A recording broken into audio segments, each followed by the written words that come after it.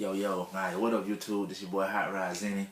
I'm coming at y'all with a redo to part 3 to Sleep Paralysis Science of Spirit. For some reason my original part 3 wouldn't upload. So I'm gonna try to start back where I left off on part 2. Now, what I was saying, I something told me in my mind I could speak to this thing mentally, right? But I never spoke to it mentally. I kept using my mouth even though I was still just mumbling and whatnot. I kept using my mouth. So what I said to this thing was, I just started throwing the name of Jesus at it. Now, I know there's a lot of people that might get offended when they just hear that name. You know, they're not religious and whatever. I could care less. I'm just telling you what worked for me. I said the name Jesus 3 times at this thing. I said in the name of Jesus, you got to get out of here. In the name of Jesus, in the name of Jesus. I said that 3 times. Now, the situation didn't just come to a halt right then. I mean, some people say as soon as they say the name Jesus, the experience ends, and I know it to be true. But with me, it didn't end just there. What happened though was I think I hit a soft spot on this thing because, like I said, it didn't just go away, but what it did was start growling. It started growling at me. I mean, I can laugh about it now, but when I was in the midst of it, it wasn't a laughing matter. But it started growling at me, or what I call the growl. It didn't sound anything like any beast in this world. It didn't sound like a dog. It didn't sound like a wolf. It didn't sound like none of that. But the closest thing to it that it sounded like to me that I can describe it as, if you ever seen the movie The Predator, it's a sound that the predator makes. It's like a click, click, click, click sound in his throat or whatever. It sounded like that, only it was real high pitched. You know, it was like real high pitched, and it had an echo to it, and it like would ring throughout the room, and it was almost like it was penetrating me some kind of way. It was a very intimidating and violent sound. So when I heard it, yeah, it was a little intimidating, but at that point in time, the only weapon I had was my faith. So, I mean, I couldn't get up and I couldn't knuckle up with it. I couldn't fight it. You know what I'm saying? I couldn't do none of that because, first of all, you can't even see the thing. It's invisible. Number 2, you know, I can't move nowhere. I'm paralyzed. So, all I had was my faith. So, even though I was terrified by this, you know, I didn't show fear. And I believe that might help somebody. One of the key things when you're dealing with the negative aspect of this, when something negative comes into this experience, you can't show no fear. You got to let the thing know who's boss, regardless of how you feel. It takes courage. You got to be courageous. You got to let this thing know that you're not afraid of it. And it helps when you have another authority behind you, okay? It helps when you have another authority. You know what I'm saying? So I started speaking to it. It started growling after I said the name of Jesus about 3 times. You know, and next thing I know, the scene started to die down. You know, that light, that weird light that I was telling y'all about, it left and it was back dark again in the room like it was supposed to be anyway. It was dark. And I'm laying there, you know, and I still can't move, and I'm paralyzed and whatever. I can't speak still. And I'm still trying to speak to it, just mumbling at it. But I knew that it understood me. Even though everything was dying down, I'm still fighting because I felt like I was fighting for my life at the time. So the lights went back to normal. And my ex happened to be there that night. She was there that night, and I thank God she was there.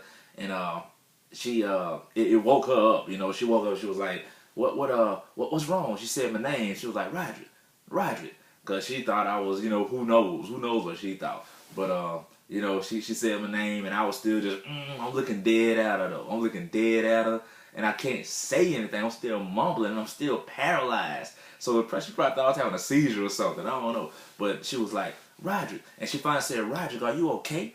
And when she said that, for some reason, whatever it was, it lifted. And y'all know how it feels. Like, even if you choose to stay still, even if you choose not to move, you still know it's over. Like, you can feel different. You feel like something lifted. You feel like it's no longer on you or whatever. So, you know, I knew I was able to move again, but I was still just laying there like, man, what in the world, you know? I knew I could have moved, but I looked at it and I was like, nah, I'm not okay. I was like, something was in this room, and it might get you too, you know what I'm saying? Because I was trying to tell her the whole time I'm mumbling. I'm like, wake me, shake me, slap me, do something, you know, because it's here. And she said the expression I had on my face was the expression that something was about to happen, and there was nothing I could do about it. And that's kind of what was going on, but it was something I could do about it, and I did the best I could, and I believe I defeated it. Like, needless to say, after that, I anointed my whole house, man. Like, people might not believe in spiritual warfare, but I believe in it. I anointed my house. I took anointed oil, and it was straight like in the movie The Exorcist. I'm talking about the power of Christ compels you. I did that through my whole house. I'm talking about everywhere. Put a cross on my doors. I mean, everywhere. And it's just the faith of it. It's the faith that rids these things, you know. It's the faith. It's not so much the action. You can do this stuff all day, but if you don't believe it, ain't nothing gonna come from it. You gotta have faith in what you're doing, you know. And I had faith in it, so I went to war with this thing. You know what I'm saying? And it didn't come back. But I'm gonna tell y'all what did happen. Like I said, this was a 3-part event. Y'all heard 1 or 2. This is part 3 right here. The very next week, alright, the same day. Needless to say, I'm sleeping in the bed with my Bible in the bed. I had gospel music playing on my phone throughout the night because I wanted to keep the atmosphere right. I just wanted to have a positive atmosphere in my room, right? Now, this was Friday night going into Saturday morning, alright? It was Friday night. And it was around 3 o'clock in the morning. Around 3 in the morning, I woke up and I was paralyzed. It happened. And I started getting a little nervous, but for some reason I was able to shake that off. You know, I shook it off and I went back to sleep. So, Saturday morning, full-fledged Saturday morning, I got daylight coming through the blinds. I'm feeling good. I'm like, wow, I made it. I think I beat this thing, you know? Because, like I said, I woke up and I was able to shake it off.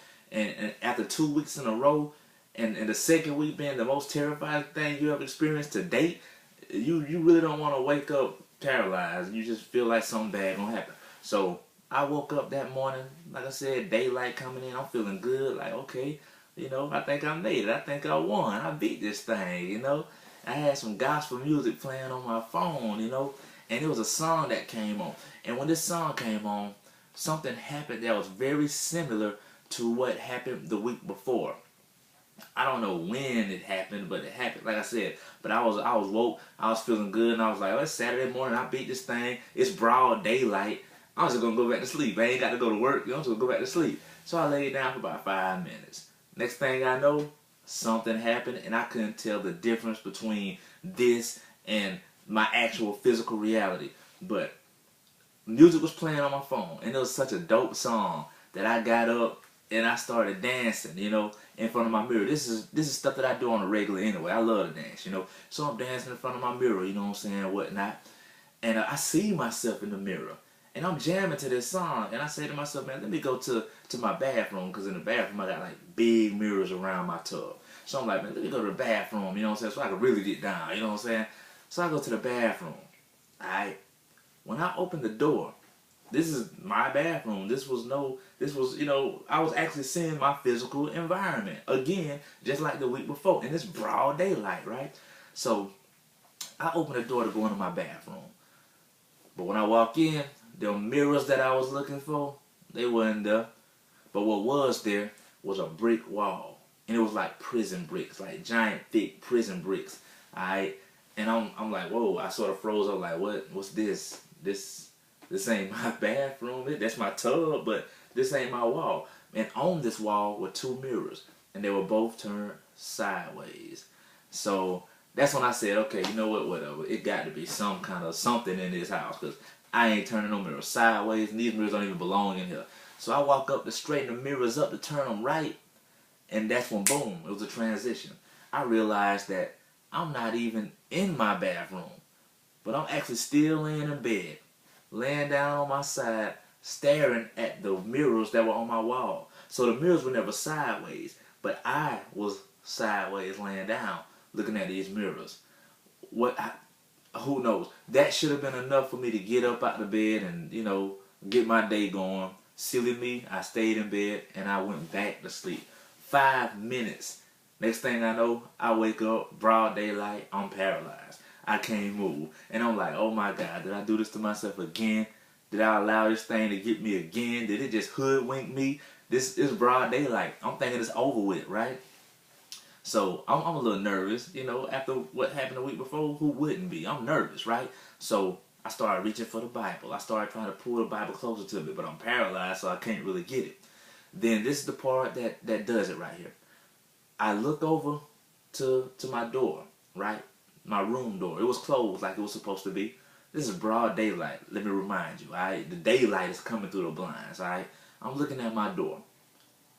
While looking at my door, there were two lights that were shining behind my door, all right? One was a red light, and it traced the door. Like, whatever it was right behind the door. It traced the door. Like this is right there. And at the top was a blue light. It was a blue, though, like, it had white, kind of like a torch when it get real hot and it turned like it turned white on the inside, but it has a blue outline. That type light was shining from the top of the vent, and I'm seeing this, and I'm like, I even quit trying to reach for my Bible because I'm looking at this now, and I'm like, what is this? Like, what does this even mean? What's behind door number 1? Like, what is that? You know what I'm saying? I had no idea what it was. So next thing I know, I'm just still trying to move because I don't know what it is. I'm trying to move. I'm trying to get out of this, and next thing I know, I'm able to move. You know, I'm able to move, and the whole time I'm staring at my door. My eyes never left the door. So eventually, boom, I'm able to move, and just like that, when you move, it's a wrap. You can feel it lift off of you. It lifts off. The lights leave, you know, and everything's back to normal. That's all that it was, though. There was no negative entity. There was none of that. There was just these two lights. And, you know, a lot of people have tried to explain what the lights were, you know, people that I told these stories to. And I believe this catches up to part, what would it be, part 4. This catches up to part 4. So check out part 4 for the rest of this. All right, I'm holla at y'all.